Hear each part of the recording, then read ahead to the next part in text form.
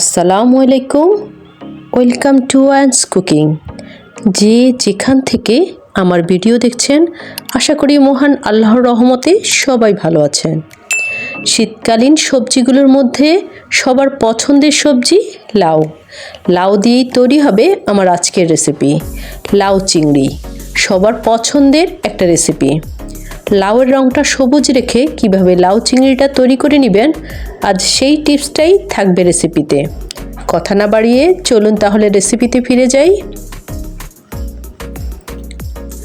লাউ চিংড়ি তৈরি করার জন্য আমি এখানে মাঝারি সাইজের একদম ফ্রেশ একটি লাউ নিয়েছি। লাউ কেনার সময় ফ্রেশ কচি লাউ বাছাই করতে হবে। ফ্রেশ লাউ দিয়ে রান্নাটা করলে রান্নাটাও খুবই মজাদার হয়। প্রথমে লাউটাকে দুভাগ করে কেটে নিচ্ছি, তারপর লাউটাকে মাঝ বরাবর কেটে নিব।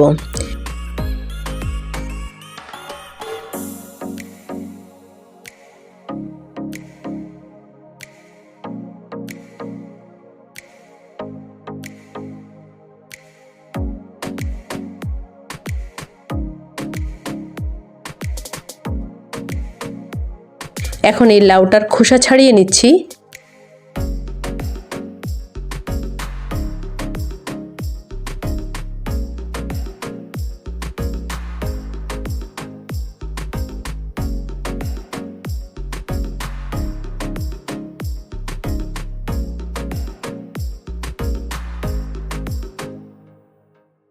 আমি সবগুলো লাউ কেটে ধুয়ে নিয়েছি। আমি এইভাবে শেপ করে কেটে নিয়েছি লাউগুলো। আপনারা আপনাদের পছন্দ মতন কেটে নিতে পারবেন, তবে খেয়াল রাখবেন সবগুলো স্লাইস যেন সমান হয়।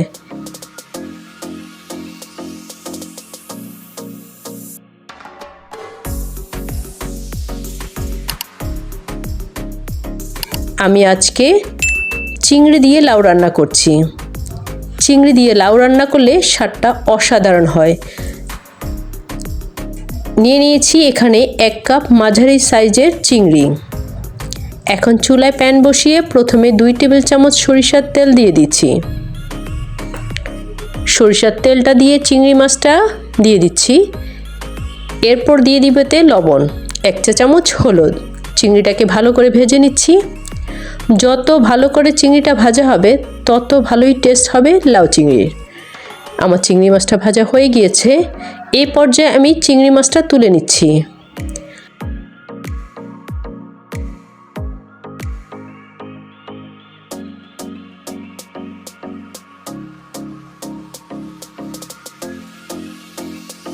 এখন এতে দিয়ে দিব পেঁয়াজ কুচি 2 টেবিল চামচ, দিচ্ছি রসুন কুচি 1 টেবিল চামচ।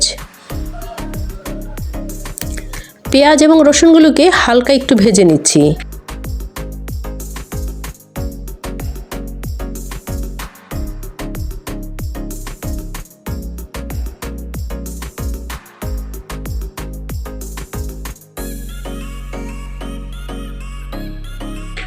এখন দিয়ে দিব ধনিয়া গুঁড়ো 1/2 চা চামচ, জিরা গুঁড়া 1/4 চা চামচ ও স্বাদ মতো লবণ।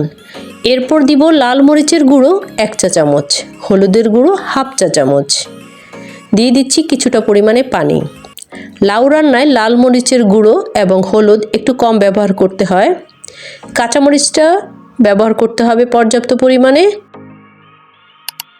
চুলার আঁচটাকেও একই ফ্লেমে রাখতে হবে পুরো রান্না জুড়ে, তাহলেই লাউয়ের কালারটা সবুজ থাকবে।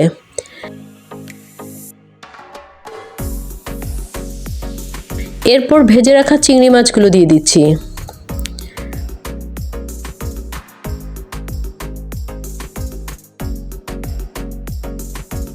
তারপরে যোগ করব লাউ।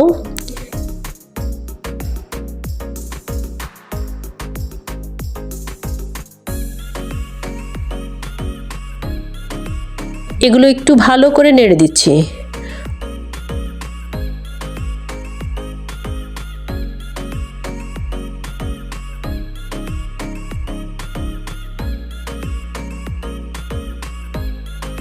কষানোর জন্য একটু ঢাকনা দিয়ে দিচ্ছি। মাঝে মাঝে ঢাকনা উঠিয়ে নেড়ে দিব।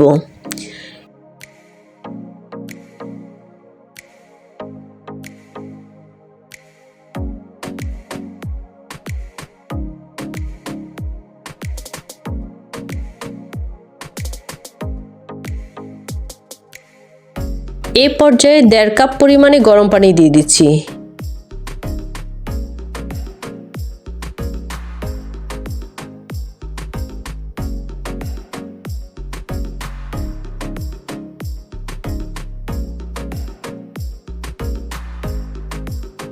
এখন দিয়ে দিব ফালি করে রাখা কিছু কাঁচামরিচ।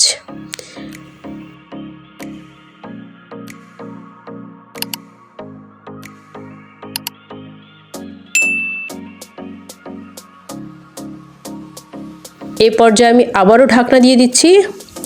লাউ রান্নাটায় কিন্তু কোনোভাবেই চুলার আঁচটা কম বেশি করা যাবে না। আমার লাউ রান্নাটা অলমোস্ট শেষ। এ পর্যায়ে দিয়ে দিব ধনেপাতা। এখন চুলাটা অফ করে ঢাকনা দিয়ে ঢেকে রাখবো। আমি লাউটাকে সার্ভ করে দেখিয়ে দিচ্ছি। লাউটাকে সার্ভ করার জন্য এরকম একটা ডিশ নিয়েছি।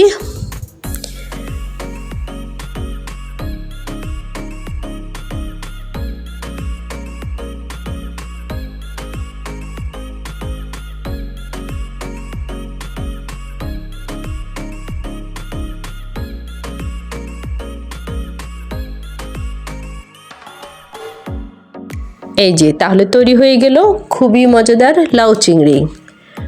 শীতকালীন এই সবজিটা সবারই অনেক পছন্দের। আশা করি আমার অন্য ভিডিওর মতো আজকের ভিডিওটাও আপনাদের অনেক ভালো লেগেছে। আজ আর নয়, ওকে, আল্লাহ হাফেজ।